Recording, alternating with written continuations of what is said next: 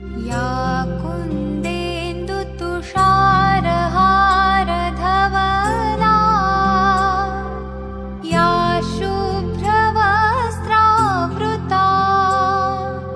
या वीणावरदण्डमण्डितकरा या श्वेतपद्मासना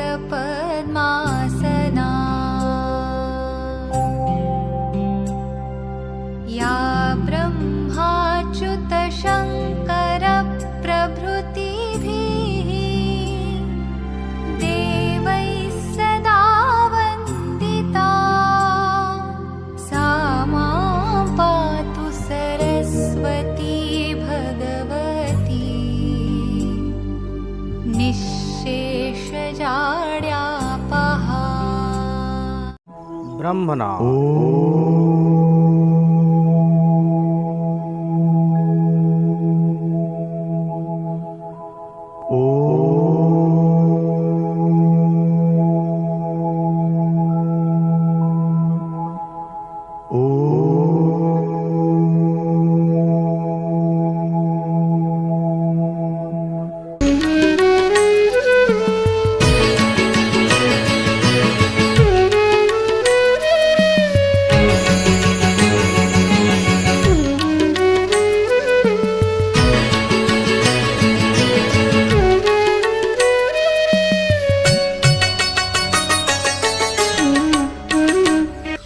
द्वितीय श्रेणीर यही गणित कालांश समस्त शिशु को स्वागत। पिले आम पूर्व गणित कालांश 899 पर्यंत संख्या संबंध में आलोचना करथिले। आज रही गणित कालांश आम 899 परवर्ती संख्या अर्थात 900 ठारू आलोचना आरंभ करिबा। प्रथमे 100टी संख्या को नहीं आमे संख्या चार्ट प्रस्तुत करू। सेही भली शतक स्थान रे 9 थिबा 3 अंक विशिष्ट 100टी संख्या अच्छी जहाँ 900 ठारू आरंभ होई 999 रे शेष हुए। यह पिले आमे जानि रखिबा जे 999 हेउची 3 अंक विशिष्ट बृहत्तम संख्या एवं 999 रो परवर्ती संख्या 4 अंक विशिष्ट अर्थात 1000 हेबो जहाँ 4 अंक विशिष्ट क्षुद्रतम संख्या अटे। 900 ठारू 999 पर्यंत संख्या को नहीं आमे गोटे संख्या चार्ट प्रस्तुत करिबा। संख्या चार्टटी यही भली हेबो। यही संख्या चार्ट को देखी आमे प्रत्येक संख्या गुड़िक पढ़ी शिखिबा। ये भली 900, 901, 902, 903, 904 यही भली आमे 999 पर्यंत प्रत्येक संख्या को पढ़िबा। संख्यारे थिबा प्रत्येक अंकर स्थानीय मान जानिबा। स्थानीय मान अनुसार संख्या को विस्तारित करी मध्य लिखिबा। विस्तारित रूप आम पूर्व जानिछे से विस्तारित रूप आधार रे प्रथम प्रश्न समाधान करिबा। विस्तारित रूप रे थिबा खाली घर को पूरण करिबा। 925 900 मिशाण डैश मिशाण 5 एठारे आम लक्ष्य करिबा पिले 9 रो स्थानीय मान 900 जहाँ लेखा अछि 5 रो स्थानीय मान 5 जहाँ लेखा अछि केवल 2 रो स्थानीय मान लेखा नाही। जहाँ खाली घरे आमे लिखिबा 2 रो स्थानीय मान हेउची 2 10 बा 20 तेणु खाली घरे आमे 20 लिखि शून्य स्थान पूरण करिबा।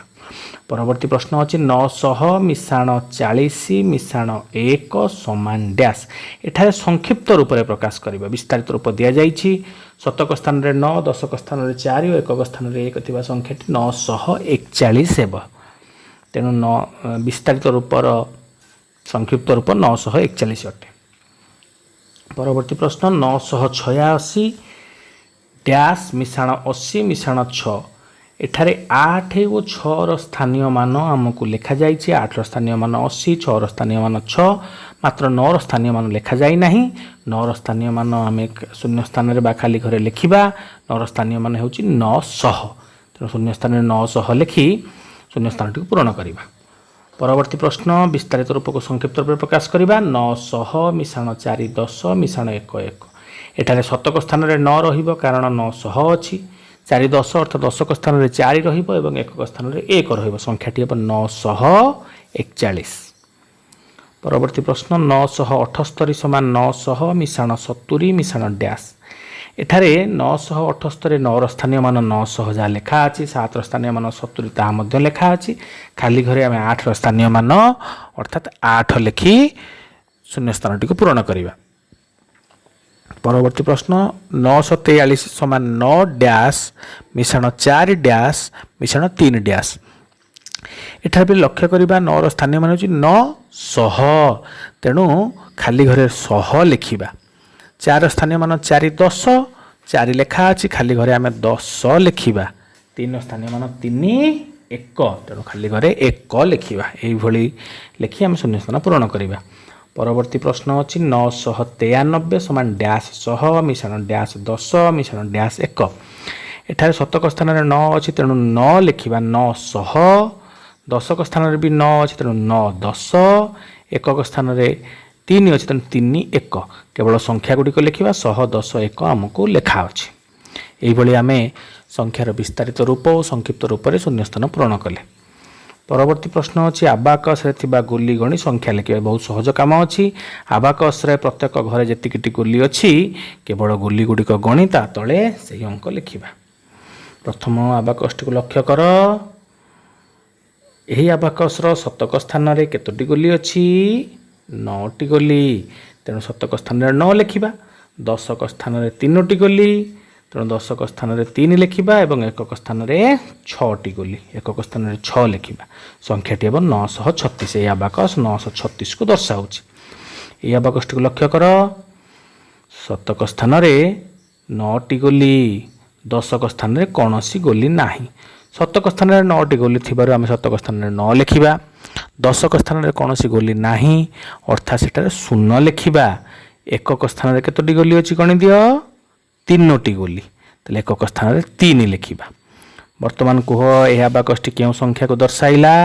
903 ବା 903।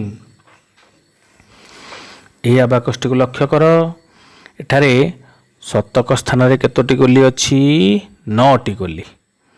ଦଶକ ସ୍ଥାନରେ 2ଟି ଗୋଲି, ଏକକ ସ୍ଥାନରେ 5ଟି ଗୋଲି। ସେହି ଅନୁସାରେ ଆମେ ସଂଖ୍ୟା ଲେଖିବା 9 2 5। ସଂଖ୍ୟାଟି ହେବ 925।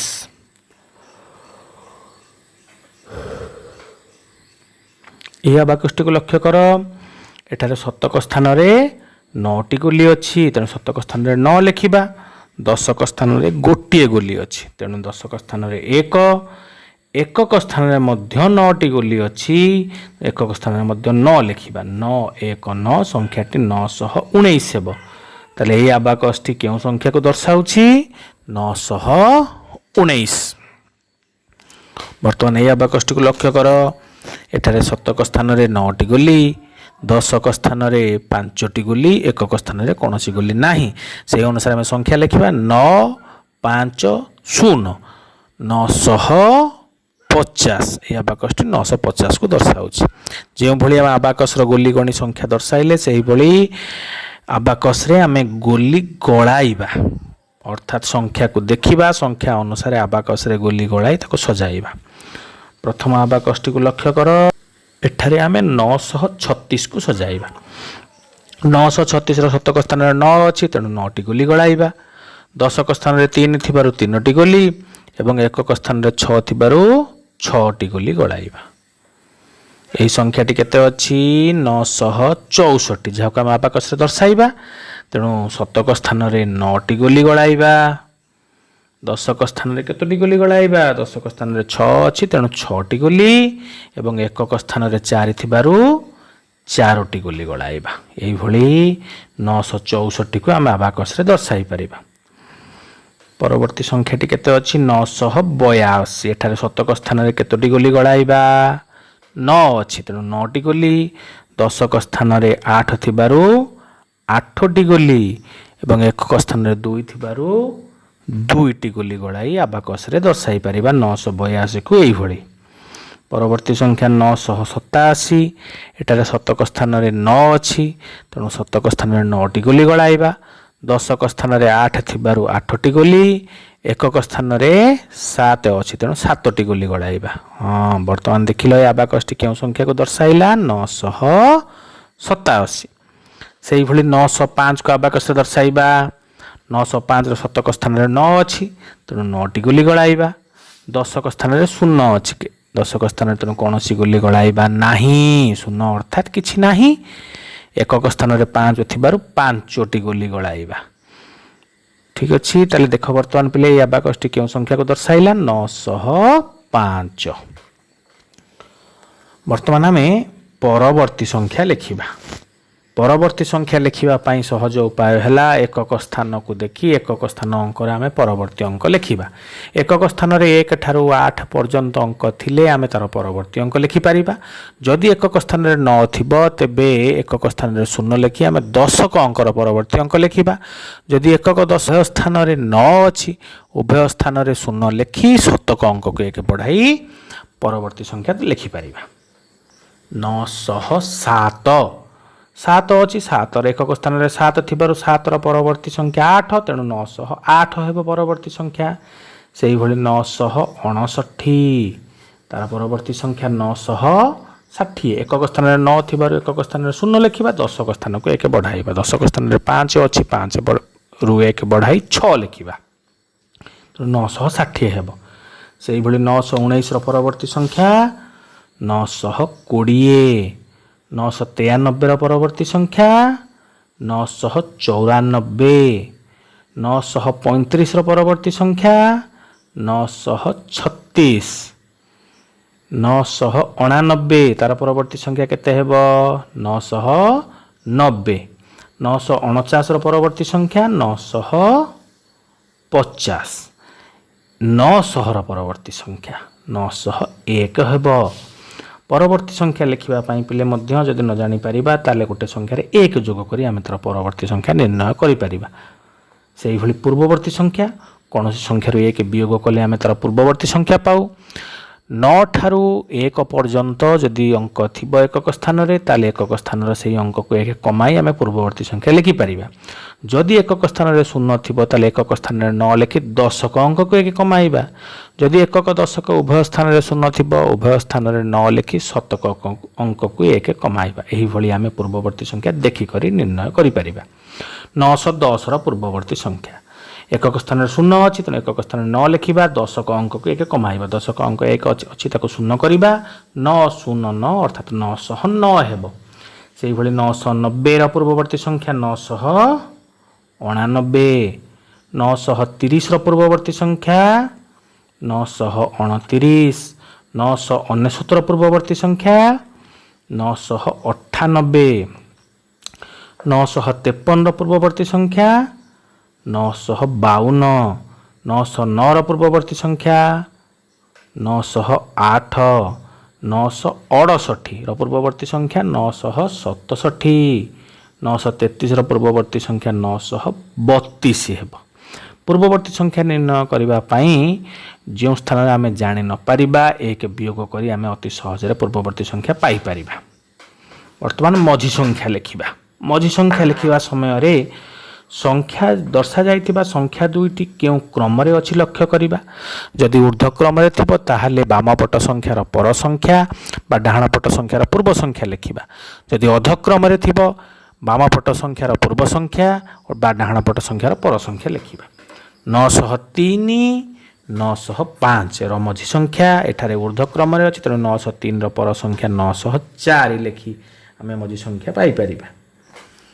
919, 921, ଏଠି ମଧ୍ୟ 919ର ପର ସଂଖ୍ୟା ବା 921ର ପୂର୍ବ ସଂଖ୍ୟା 920 ଲେଖିବା।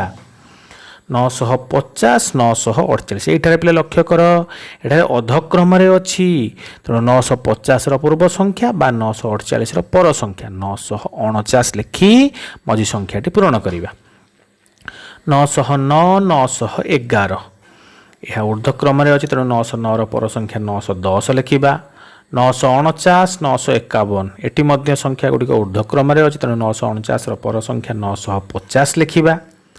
961, 959, ଏଠାରେ ଅଧ କ୍ରମରେ ଅଛି, ଅର୍ଥାତ୍ 961ର ପୂର୍ବ ସଂଖ୍ୟା ଲେଖିବା ବା 959ର ପର ସଂଖ୍ୟା ଲେଖିବା, ତାହା 960 ହେବ। এই প্রশ্নটি 934, 936, এଠାରେ ঊর্ধ্ব ক্রমରେ ଅଛି, 934ର ପରବର୍ତ୍ତୀ ସଂଖ୍ୟା 935 ହେବ।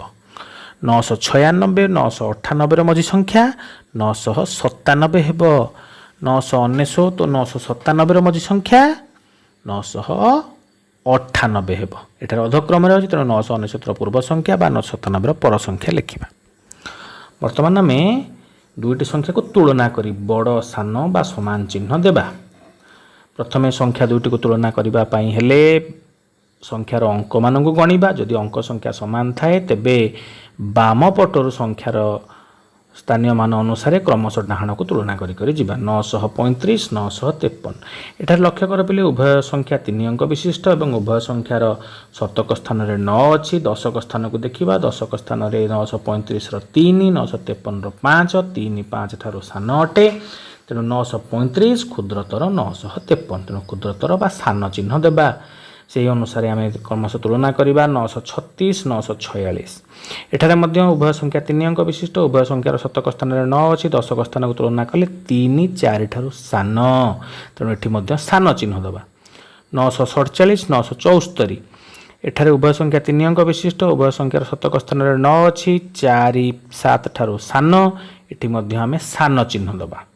से 999 988 उभय संख्या 3 अंक विशिष्ट उभय संख्यार शतक स्थान में 9 अच्छी। दशक स्थान को तुलना करवा 9 8 9 8 ठार बड़ अटे तेणु 999 988 ठार बड़ हे बृहत्तर चिन्ह देवा बड़ चिन्ह। 938 919 एठारे मध्य उभय संख्या 3 अंक विशिष्ट उभय संख्यार शतक स्थान में 9 अच्छी। दशक स्थान को तुलना करी आम जानीपारे 3 1 ठार बड़ अटे तेणु 938 919 ठार बड़ हे तेणु बृहत्तर बड़ चिन्ह देवा। 993 939 एठारे मध्य उभय संख्या 3 अंक विशिष्ट उभय संख्यार शतक स्थान में 9 दशक स्थान को तुलना कले 9 3 ठार बड़ हे तेणु 993 939 ठार बड़ तेणु बृहत्तर चिन्ह देवा।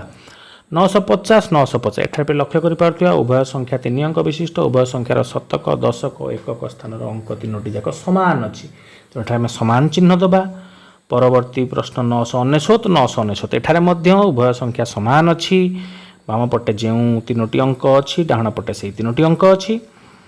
976 967 एठारे मध्य उभय संख्या 3 अंक विशिष्ट उभय संख्यार शतक स्थान में 9 अच्छी। दशक स्थान को तुलना कले जानीपारे 7 6 ठार बड़ तेणु बृहत्तर चिन्ह देवा बड़ चिन्ह देवा। आज गणित कालांश आम 900 रु 999 पर्यंत संख्या मानक नहीं विस्तारित रूप परवर्ती संख्या पूर्ववर्ती संख्या मझी संख्या सान बड़ और आभाकस विषय आलोचना कले। परवर्ती कालांश आम 900 रु 999 पर्यंत संख्या मानक नहीं आउ कि नूतन गणित प्रयोग करवा। यही आलोचना आज जो करागला से आधार में तुम सरस्वती गणितमाला पुस्तकर पृष्ठा 49 और 50 अभ्यास कार्य को कर सहित जो ऑनलाइन ऑफलाइन कार्य फर्द जीव तार समाधान कर। आज ये धन्यवाद। सर्वे भवन्तु सुखिना सर्वे सन्तु निरामया सर्वे भद्राणि पश्यन्तु मा काश्चित् दुःखभाग् भवेत्। सर्वे भवन्तु सुखिना सर्वे सन्तु निरामया सर्वे भद्राणि पश्यन्तु मा काश्चित् दुःखभाग् भवेत्। सर्वे भवन्तु सुखिना सर्वे सन्तु निरामया सर्वे भद्राणि पश्यन्तु मा काश्चित् दुःखभाग् भवेत्।